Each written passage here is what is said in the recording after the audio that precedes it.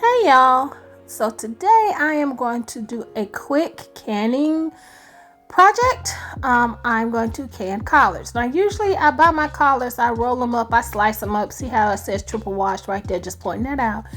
And I wash them and I wash them and I wash them. And then I roll them up and I slice them. I'm being lazy. I want to get some collards put back. And for me, this is the quickest way to do it. Now, these bags collards have been sitting in my refrigerator since the first of the year. Do not judge me. Keep your judgment for your mama. But because it's collards, they are tougher and they don't wilt. So they stay fresh. So yay for that. Please disregard my smoke detector. Anyway. So I'm putting 4 bags into this pot. And I'm squishing them down because they will wilt. And I'm adding a sufficient amount of water. And I turned them on and I let them cook while I had my morning coffee before I went to the church service. So during church, I turned them off. I came back home, I turned them back on. And this is what it's giving. So I'm not really so much concerned about getting them cooked through and through. I'm just trying to get them hot because this is a hot pack canning method that I'm using. So you use hot food and the hot food makes the jars hot and the jars go into hot water. So it's hot, hot, hot. Okay. So these are the jars I'm using. These are quart jars. It is a normal mouth width jar that I'm using because they're greens and you can squish them down in there. If I were canning meat, I would use a wide mouth for obvious reasons, but because I'm doing greens, the regular mouth will suffice. So what had happened was I thought I was recording when I really wasn't. So I had crammed all the collards in using that funnel and using some tongs, some regular kitchen tongs. And what I'm pouring in there is the pot liquor to put the juice in the jars around the greens. And I stopped it right there below that, right there at that top of the shoulder of the jar. So now I have to heat up my canner. My canner is cold, that water is cold, my food is hot, my jars are hot, so I need to heat up that canner. In the meantime, I'm going to debubble. Now, debubbling is a thing that I discovered that some communities do not do. It's a USDA thing. See those little bubbles right there? See the bubbles? Those are air pockets. And the point of debubbling is to get air pockets out of the food because air pockets is where botulism can reside and hide and thrive. Ooh, bars. So the debubbling is for that purpose. A lot of people's main problem with canned food and is the fear of botulism. And because of that, a lot of people won't can, or they'll be so strict and they'll only use the USDA guidelines, blah, blah, blah, blah.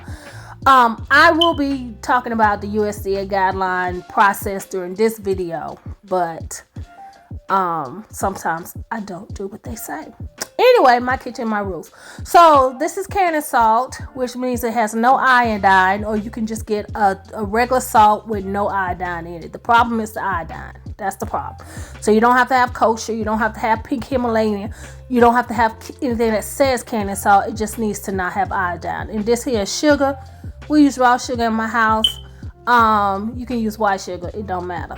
But the sugar is to cut that harsh, bitter taste of the collards. That napkin there has white vinegar on it. And you wipe around your jar lids so that you don't have anything that will compromise your seal. Now, I don't have any oil in these greens, but if I had cooked something that was fatty like meat or, something like that, something sticky, you need to really make sure that the lids of your jars are clean. So no matter what you need to wipe them with the vinegar. So I'm testing my water to see if it's hot, and it is so. like so, like that. Shout out to Tabitha. Okay, so here is my jar picker rubber thing. I don't know what it's called officially. I forgot something. So what I forgot was the trivet that goes in the bottom of the pot. This is not the trivet that came with my pot. I do not know what my trivet is. My children, they put stuff away and it just gets on my nerves. But anyway, this is for my water bath canner, but I'm going to scooch it on down in there, and it worked. The point is to get the glass, have something to separate the glass from the bottom of the pot. So my jars are really, really hot, so I had to get my jar picker-upper thingy to put it in my pot. And that's what I did. Now, y'all, please forgive the sound. One of my child, he's a gamer. He deboed my headset, and I'm using my phone. So anyway, putting the lid on. Okay, so when you put the lid, this is an All-American canner. I have an All-American and a Presto.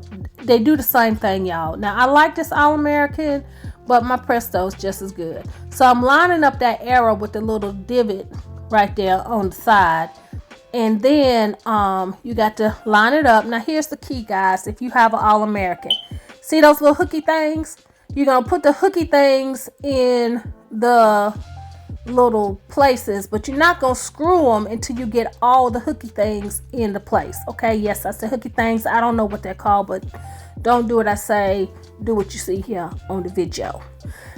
So you're going to screw it, but you're going to put all the hooks in. Now, you can't see the steam, but steam is definitely coming out of there. And you can see how the pressure is coming up just a teensy bit. Now, this is called a weight. At my elevation, I need 10 pounds. So you can see it has a 10 right there. And that is what you're going to put that over the steam. And it's hot, yes, ouch. But I got it on there. All right, praise the Lord. And you can see how the pressure is rising up. And you want the pressure to be at 10. Now, as you can see, I have turned off the canner. I have let it cool down. I did not open it until I knew that the pressure was down.